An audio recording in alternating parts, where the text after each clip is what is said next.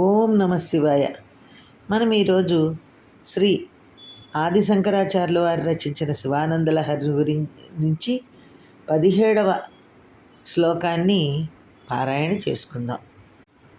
ఫలాద్వా పుణ్యానాం మయి కరుణయావాత్ త్వయి విభో ప్రసన్నేపి స్వామిన్ భవదమలపాదాబ్జయుగళం కథం పశ్యేయం మాం స్థగయతి నమః సంభ్రమజుషాం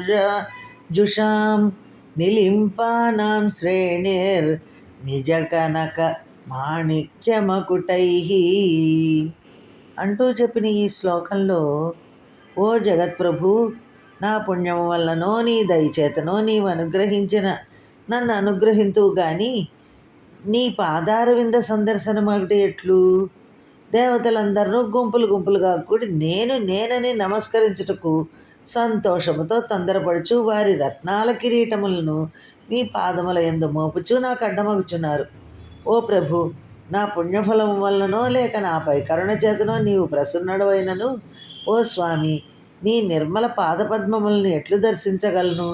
నిన్ను నమస్కరించుటకై తొందరపడి దేవతల సమూహము తమ కిరీట మాణిక్య కాంతులతో నన్ను అడ్డుగించుచున్నది. తండ్రి, నా పుణ్యఫలితముగానో లేక నీ దయావీక్షణములు నాపై ప్రసరించడం చేతనో నీ పాదపద్మములను దర్శిద్దామంటే నాకన్నా ముందు నిన్ను సేవించాలని ఆతృత పడుతున్న దేవతలు నాకు అడ్డుపడుతున్నారు తండ్రి. ఓం నమ శివాయ.